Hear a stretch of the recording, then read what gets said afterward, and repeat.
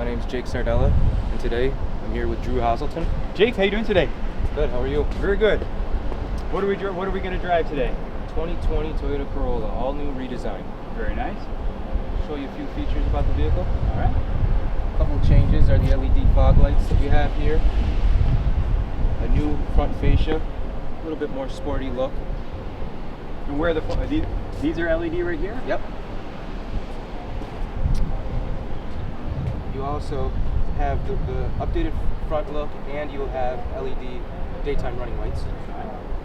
There's new 18-inch rims, kind of black and alloy combination look. And on the sport model, you also get the little lip spoiler. And they changed the rear end a little bit, where it has the mesh overtone in the back. Okay. And they added dual exhaust.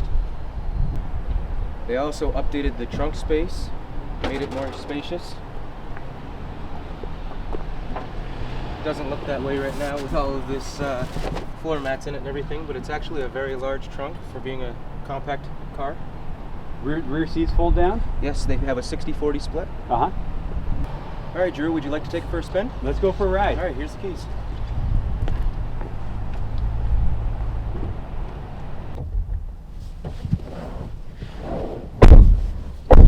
Nice day for a drive.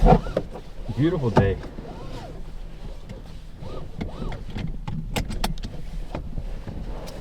So this vehicle features a push button start with smart key entry. So if you have your foot on the brake, you can just hit the start button. And as long as the key is in the proximity of the vehicle, it'll start. And we got tilt steering wheel here. Tilt and telescopic. All right. Push in, yeah. Very nice. All right, let's take her for a ride. Notice how the car is extremely agile on turns. That was they upgraded the suspension on the Corolla.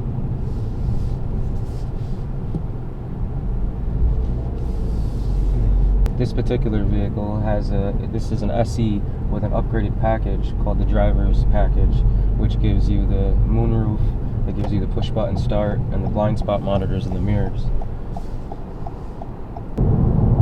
So I'm looking at the dash here. I see a little speed limit sign. It says speed limit 40 miles per hour on the dash. That's part of Safety Sense 2.0. So it has road sign recognition, including stop signs. But the main thing being is the speed limit, because how often do you say, oh crap, what's the speed limit here?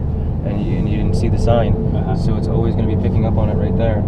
Also part of Safety Sense 2.0 is when you have your radar cruise control on and your lane departure on, it has lane tracing assist.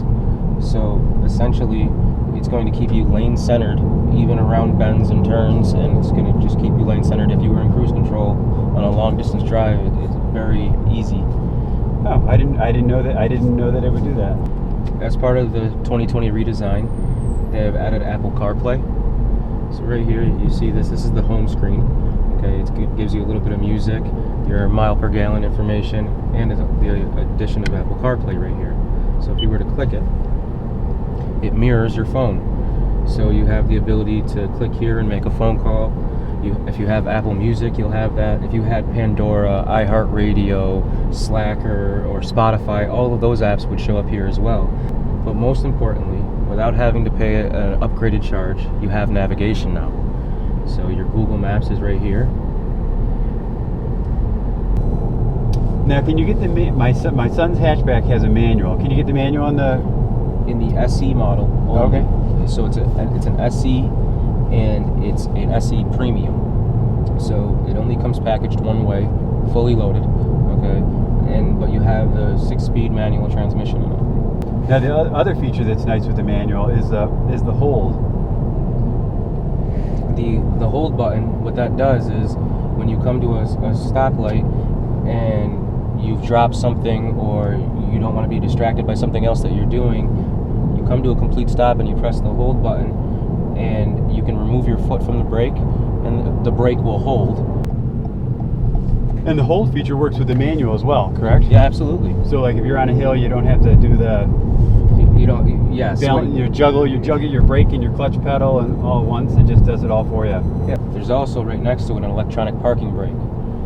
The parking brake automatically engages when you go into park, It automatically disengages when you go into reverse or drive.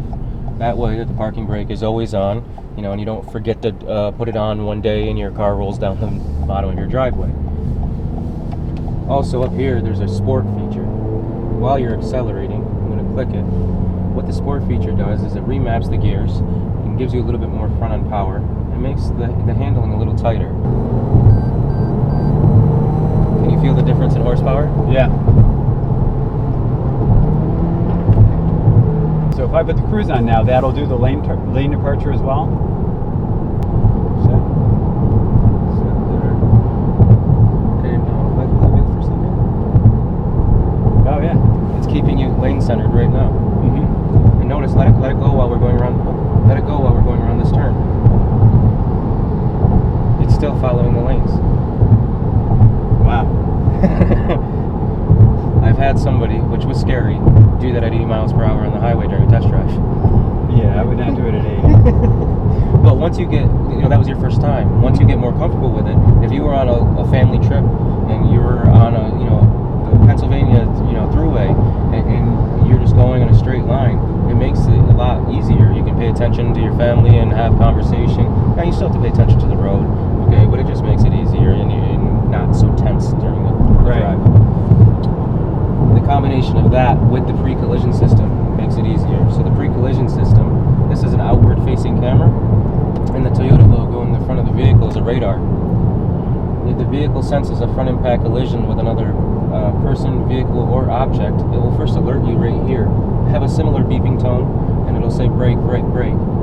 If you ignore it, it'll slam the brakes and slow you down 20 miles per hour. It'll apply the brakes for you. Yes, but that sounds scary, and it will be. It happened to me one time, and it was needed, and it did scare me, but I also didn't hit the deer that came in front of me. Oh. The idea behind it slamming the brakes is either lessening the impact, or it can also give you enough time to brake and apply the brake yourself so that you can come to a complete stop and avoid whatever might be ahead of you.